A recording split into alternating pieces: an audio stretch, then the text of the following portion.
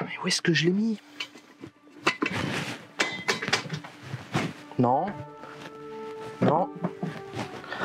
Ah, le coffre.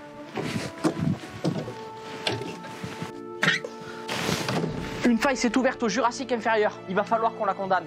Et pour ça, je vais utiliser mon équipement.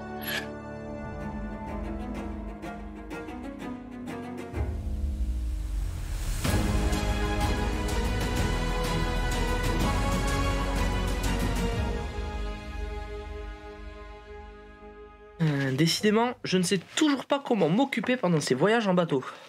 Darwin, tu connais pas Dino Picnic? Non, pas du tout. Qu'est-ce que c'est, Dino Picnic? C'est mon nouveau jeu préféré. Ça vient juste de sortir. Dino Picnic, mange qui peut. Tiens, ça a l'air sympa, ça.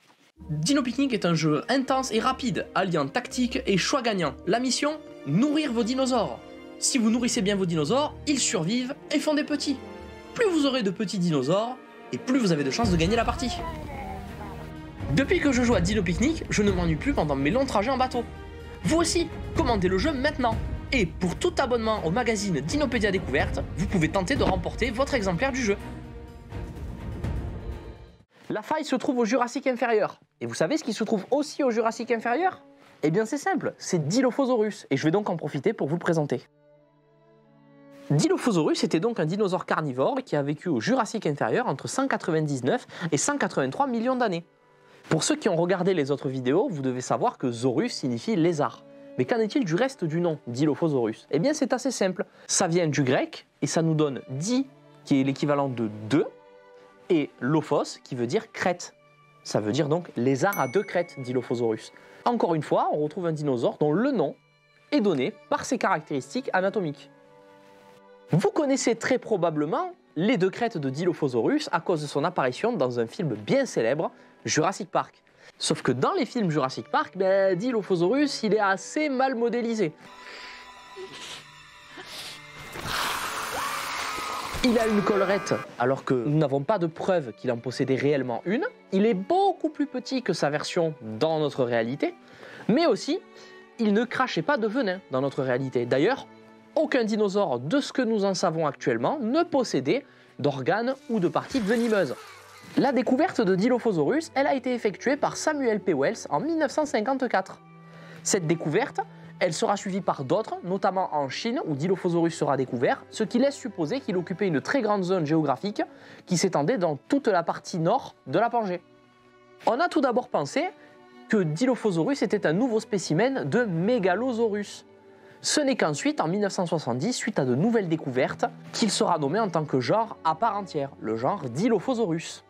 Il aura donc fallu 16 ans et de nouvelles découvertes pour réaliser que Dilophosaurus était un genre à part entière. Qu'est-ce qui se passe? C'est la faille! Il faut se dépêcher. Pour une fois que nous nous rendons au Jurassique, même si cette faille risque de poser pas mal de soucis, au moins ça a un avantage. Bon, allons-y.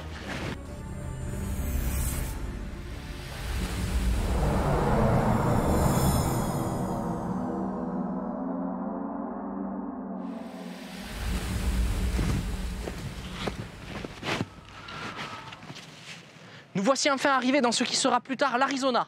Nous sommes actuellement au Jurassique inférieur, à une période à laquelle Dilophosaurus occupait le rôle de super prédateur. La Terre a été retournée par ici.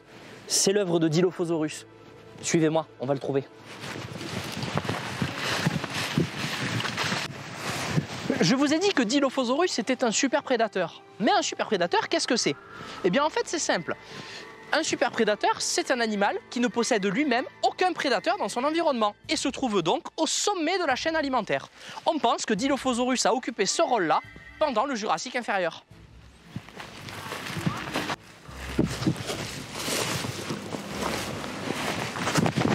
Un Dilophosaurus, vite! Dilophosaurus pouvait mesurer jusqu'à 6 mètres de long et peser entre 400 et 500 kg. Ce qui est particulièrement intéressant avec Dilophosaurus, ce sont les deux crêtes osseuses qui ornent le dessus de son crâne. Elles partent du dessus de ses yeux et se rejoignent presque au niveau de son nez. C'est cette forme iconique qui va rendre le dinosaure célèbre et aussi qui lui donne son nom. Ces crêtes, elles devaient sûrement avoir un rôle dans la reproduction de l'animal. Elles étaient probablement colorées chez le mâle et relativement petites et peu colorées chez la femelle. En ce qui concerne la dentition de Dilophosaurus, on peut dire que ses dents sont assez fines, longues et légèrement recourbées vers l'arrière. Ces dents, elles permettaient donc d'attraper des animaux de petite taille. En fait, tout l'environnement de Dilophosaurus était probablement peuplé par des animaux plus petits que lui. Ce qui fait que le grand prédateur qu'était Dilophosaurus est en réalité pas si grand que ça en comparaison des autres dinosaures théropodes. La raison de la petite taille de Dilophosaurus et des autres petits animaux qui vivaient en même temps que lui, c'est tout simplement la 4e grande extinction de masse, celle qui se trouve entre le Trias et le Jurassique, qui a probablement fait disparaître tous les animaux de grande taille, y compris les grands prédateurs qui auraient pu faire compétition aux ancêtres de Dilophosaurus.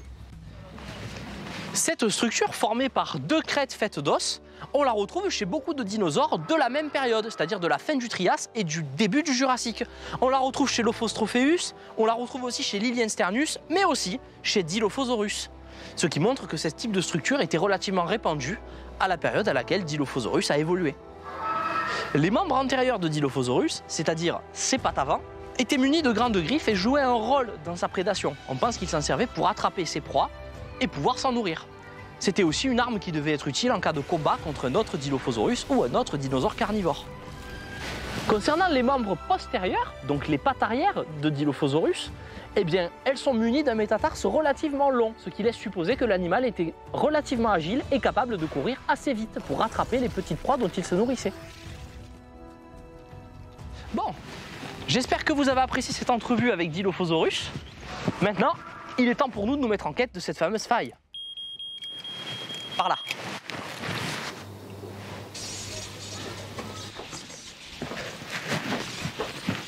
On ne doit plus être très loin.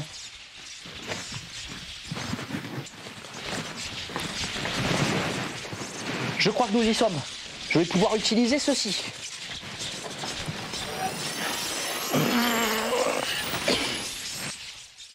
Et voilà. Un bon stock d'énergie temporelle prêt à être utilisé. Il est temps pour nous de rentrer. Ah, nous voici bien rentrés sur le Temporis. Ça fait plaisir. Bon, on va ranger ça. Hein. Allez. Et voilà. Ceci nous sera utile pour plus tard. Comme vous avez pu le voir dans cette vidéo, Dilophosaurus était bien différent de ce que vous avez connu dans Jurassic Park. Pour en savoir plus sur le Jurassique, vous avez le numéro 22 de Dinopédia Découverte, dans lequel vous pouvez retrouver la chronofrise, dans laquelle on peut retrouver des informations sur une des périodes des temps géologiques, en l'occurrence le Jurassique. C'est tout pour cette vidéo, j'espère qu'elle vous a plu. N'hésitez pas à vous abonner à la chaîne ou à nous laisser un petit pouce bleu en bas de la vidéo. Merci à vous et à la prochaine pour de nouvelles aventures.